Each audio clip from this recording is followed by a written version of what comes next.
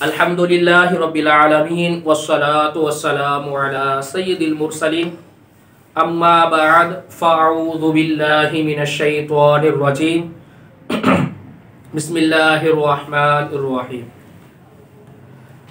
ہم درس نظامی کر رہے ہیں، کچھ اولیٰ میں ہیں، کچھ ثانیہ میں ہیں، کچھ ثالثہ میں ہیں۔ اب اور ہمارا سب کا تعلق تراکیب سے ہوتا ہے۔ اب کچھ ترکیب کے ہم قاعدے بیان کریں گے۔ اگر آپ ان ترکیب کے قاعدوں کا خیال رکھیں گے تو آپ کو عبارت کی ترکیب کرنا آپ کے لیے آسان ہو جائے گی انشاءاللہ صلی اللہ۔ ہم کچھ قاعدے اس کے بیان کریں گے آج۔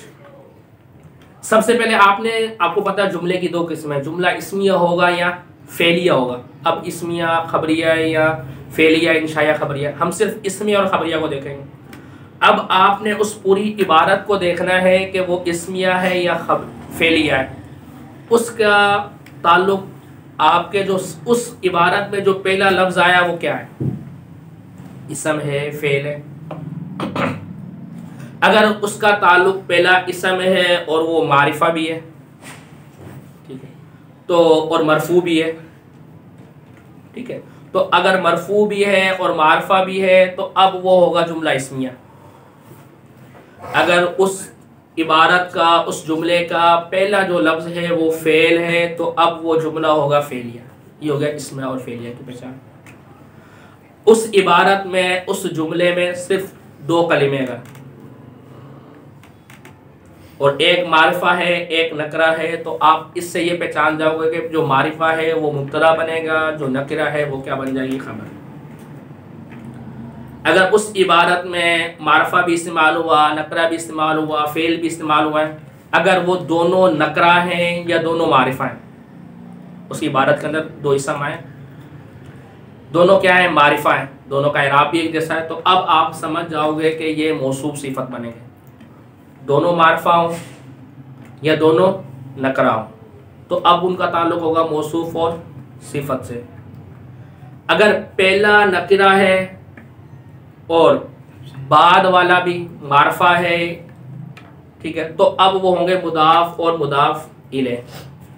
اسی طرح اگر معرفہ ہے، معرفہ کے بعد آ رہا ہے جملہ تو اب معرفہ ذوالحال بنے گا، جو جملہ ہے وہ حال بن جائے گا۔ اگر نکرہ کے بعد جملہ آ رہا ہے تو نکرہ موصوف بنے گا اور جو جملہ ہے وہ صفت بنے گا۔ اسی طرح اگر ترکیب میں پہلا فعل استعمال ہوا ہے، اب فعل کے بعد آپ کو پتا ہے جہاں پر فعل آ گیا وہاں پر فاعل کا ہونا ضروری ہے۔ اب کچھ طلبہ غلطی یہ کر دیتے ہیں کہ فعل کے بعد وہ فاعل ڈھونڈ رہے ہوتے ہیں کہ فاعل ہے کہاں، صیغے کو نہیں دیکھتے۔ اگر آپ نے اس جہاں پر فعل استعمال ہوا، اگر آپ کو صیغے کی پہچان ہے کہ اس میں صیغہ یہ ہے، جیسے اب آپ کو صیغوں کا یاد ہونا ضروری ہے۔ کیسے؟ اگر وہ فعل کا جو صیغہ ہے، اگرچہ ماضی کا ہے، مضارع کا ہے، کوئی بھی صیغہ ہے، امر کا ہے، اگر وہ غائب کے صیغے ہیں، غائب کا صیغہ یعنی واحد مذکر کا صیغہ ہے یا واحد مؤنث غائب کا صیغہ ہے، تو اب اس کا فاعل عبارت میں ظاہر بھی ہو سکتا ہے، ضمیر بھی ہو سکتی ہے۔ تو اب آپ فاعل، اگر غائب کا صیغہ تو فاعل ڈھونڈنے کی کوشش کرو گے آپ۔ اگر آپ کو عبارت میں مل جاتا ہے تو ٹھیک ہے وہ فاعل، اگر نہیں ہے تو بیچ میں آیا ہے تو اس کے اندر ضمیر بھی ہو سکتی ہے۔ لیکن اگر وہ صیغے ہیں مخاطب کے یا حاضر کے، مخاطب، حاضر یا متکلم کے صیغے ہیں، اب اس کے اندر آپ عبارت میں فاعل نہیں دیکھو گے فاعل کہاں ہے، کیونکہ مخاطب کا جو صیغہ جب آئے گا تو اب اس کا فاعل ضمیر ہی ہوگی ہمیشہ۔ مخاطب کا صیغہ آ جائے یا متکلم کا صیغہ آ جائے تو اس کے اندر جو فاعل ہوگا وہ ضمیر ہوگی۔ اب اس میں ظاہر کو آپ کو ڈھونڈنے کی حاجت نہیں ہے، اب اس میں ظاہر ڈھونڈ رہے ہوگا کہاں پر ہے جو اس کا فاعل بنے گا، نہیں۔ جب مخاطب اور متکلم کا صیغہ ہے اب آپ پہچان جاؤ گے فاعل کون ہے، اس میں ضمیر نکلے گی۔ اب آپ کو اس میں ظاہر کو ڈھونڈنا نہیں پڑے گا، یہ آپ کے اگر ذہن میں ہے فعل کے اعتبار سے، یعنی فاعل کو تلاش کرنا۔